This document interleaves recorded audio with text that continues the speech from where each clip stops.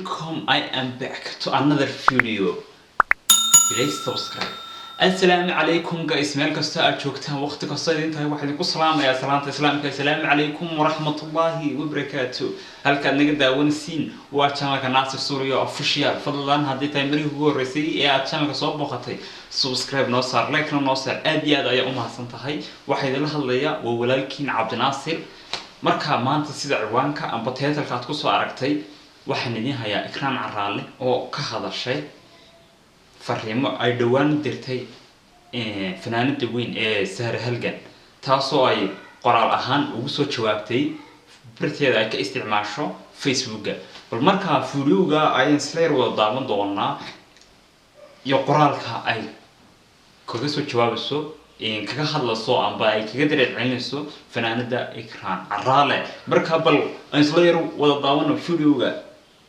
ilaa sagaashankii ugana dhigtay in reer Muqdisho geystaan xasuuqaas iyadoo colaad dhex dhigaysa dadka reer Hargeysa iyo dadka reer Muqdisho oo ay labadoodaba ka soo jeedo Ikraan Caraale maadaama aabaheed reer Muqdisho ahaa hooyadeedna reer Hargeysa taayadna Hargeysa ay ku dhalatay ku kortay. Ikraan Caraale ayaa barteeda Facebook hadal ku soo qortay hadalkaas oo dhaliyay buuq fara badan. waxaanay tiri horta anigu lama yaabayo ciyaalkan yaryar ee leh waan ku faraxsanahay qarax xamar ka dhacaya sababtoo ah habartan weyn ee Sahra Halgan la leeyahay baa maalin walba carruurta cuqdad iyo balaayo uga sheekaysa. Sahra waxaan anigu leeyahay carruurteeda soo koraysa inay arkaan calooshaada bugtay iska aamus.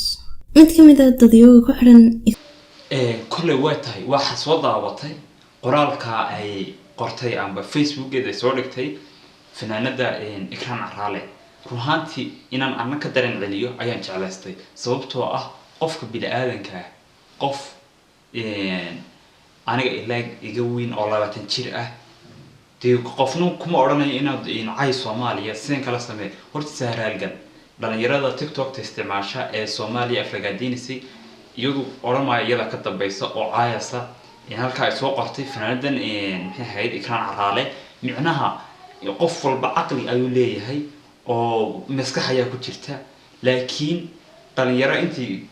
meel baraha bulshada iska duwanay Soomaaliya caaya kama dambayso Sahra Halgan sababtoo ah waxaan ugu dambeeynin qof mas'uuliyad saaran tahay. maanta dhamaan dhalinyarada TikTok isticmaasha waa anigoo meeran dadka waaweyn buu isticmaala waa dadka wax sameynaya. marka boqolkiiba 90 ama boqolkiiba 98 haday dhahdo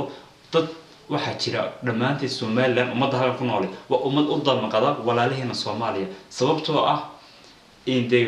maama la qarxinayo maama adeegeedii samaysanaysa maama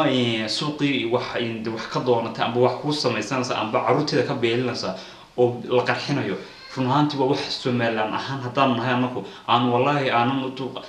ka damqanano oo dareen kale aan la wadaagano walaalaha iyaga qarab maalin walba ka dhacayo aanan u dul qaadanayn badee oo way sababtoo ah waa dad aan Soomaaliland waa dad aan dhaqan wadaagno waa dad aan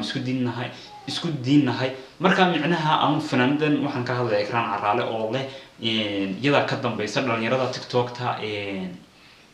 dee ka aflagaadeynaya amba ku farxsan qaraxa Soomaaliya wax lagu farxana maaha laakiin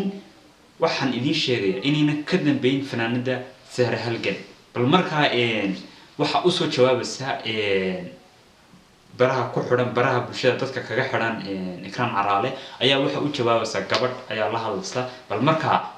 isleer wada daawano. Halgan waa qof muxtaram ah walaalo qaranka Soomaaliland bal dahaba kaga jirta iyadoo dumar ah bay dalkeeda u soo halgantay waana la yaqaanaa. hana la yaabin dhibaatadii xasuuqii loo geystay ummadan reer Soomaaliland ay goobjoog ka ahayd oo boogay xasuusanaysa xaqna way u leedahay inay ka hadasho. mid kale ciyaalka yaryar ee iska hadlayna maaha kuwa wax soo qaad leh inta u damqatay ee Soomaaliland ayaa ka badan musiibada xamar ka dhacday ee la qaybsatay murugada waayo waa dad walaalahaya kuma farxi karo dhibaatada walaalkii qof caqli leh. shacabka Muqdisho dib noomay geysan Allah ka dulqaado dhibaatada iyo xasuuqa intii dhimatayna Allah u naxariisto. waan la dareemeynaa murugada iyo xanuunkaba Ikraan Caraale walaalo qalad hay fahmin. Ikraan oo jawaabto waxay tiri thank you walaalo waan ku fahmay waanan ogahay wixii dhacay ee dadkii xasuuqa geystay maba noole qaarkood dadka hadda dhibaatadu haysato waa dad masaakiin ah oo aan waxba geysan hooyo adiga oo kale ah oo carruurteedu u shaqo tagtay waa ku nafwayda carruur yaryar oo iskuul loo diray ayaa ku nafaaya marka dadku waa wada walaalo marka laga soo tago Soomaalinimo waa inan iyo abtigii marka in la dhaho waan ku faraxsanahay waan ka xumahay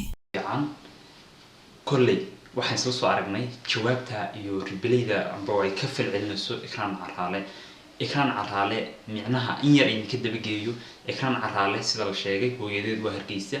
aabaheedna waa Muqdisho marka iyadu labada dhanba way ka soo jeedaa micnaha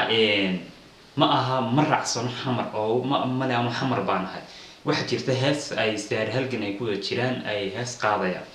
marka heesta ayaa waxa laga wareysanayaa heesta ay ka sheegaynaysa in jiridco iyadu jiridco ay ka qaaday mar ay heesta erayo kamid ah ay ku dhawaaqayaan bal marka waxa isla yar wada daawan doona heesta ay isla yar wada daawan doona iyo iyada oo la wareysanayo laga wareysanayo marka heesta ay ka direen cilmiso ay isla yar wada daawan doona bal dareenka ku jira Soomaaliland ahaan ay wadeegi doona Ikraan Caraale laakiin markii aan heesta qaadayay on stage ka soo istaagay haweenka Maryam Mursal barnaamijka sameeynayay barnaamijkaas aan Maryam Mursal kula biisay ahayn sax heesta waxaan gobol baan deganaa marka gobol baan ka imid habeenkii baan studio-ga tagay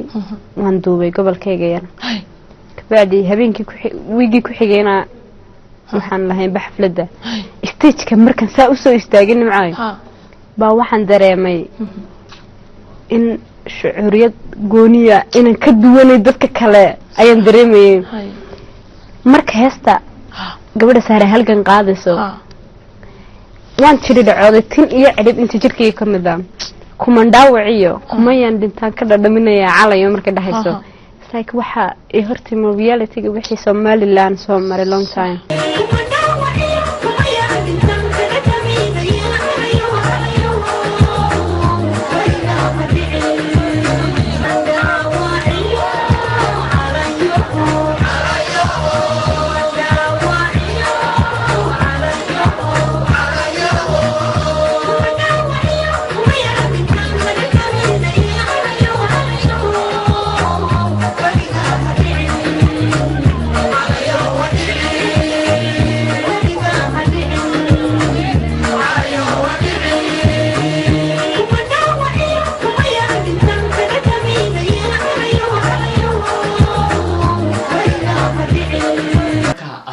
qaaliga ah aad iyo aad ayaa ugu mahadsantihiin sida sharafta leh ee qadarinta ku dheehan tahay ee ixtiraam ku dheehan yahay ee aad ila socotay marka please channelka share gareeya subscribe saara like tana saara aad iyo aad ayaa ugu mahadsantihiin insha Allah inta ku sugu iman ma video xiga waxaan kaga tagayaa sida ayuu bi amaan Allah